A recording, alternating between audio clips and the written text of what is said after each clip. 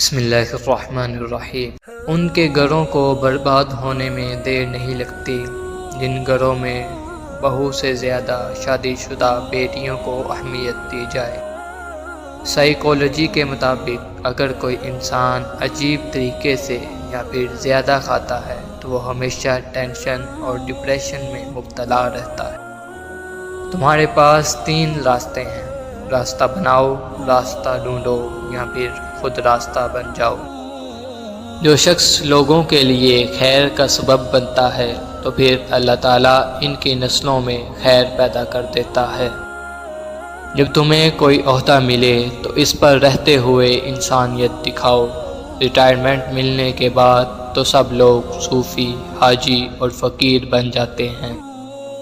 اس دنیا کو خریدنا بے وقوف لوگوں کی تجارت ہے۔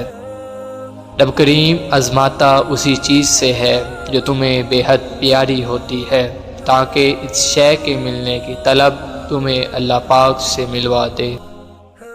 مال و دولت ایسی تتلی ہے جس کو پکڑتے پکڑتے انسان اپنوں سے بہت دور نکل جاتا ہے۔ کسی کو معاف کر دینے سے اللہ پاک عزت میں اضافہ فرما دیتا ہے۔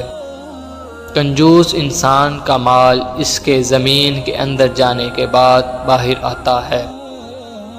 جب کوئی کسی انسان سے حد سے زیادہ پیار کرنے لگے تو وہ پیار خوشیوں سے زیادہ غم دینے لگتا ہے۔ بابا جی فرماتے ہیں کہ اگر 40 سال والی عورت 15 سال کی دکھنا چاہتی ہے تو روزانہ سوتے وقت چلگوزہ کھا لے، کچھ دنوں بعد پہچانی نہیں جائے گی۔ جن گھروں کے اندر بوڑھوں سے مشورہ نہ لیا جائے بعد میں ان کے گھروں میں وکیلوں سے مشورے لیے جاتے ہیں۔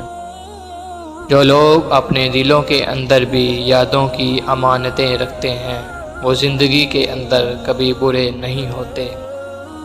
جب گھروں کے بڑے رخصت ہو جاتے ہیں تو اپنے ساتھ بہت ساری بے فکریاں اور برکتیں لے جاتے ہیں۔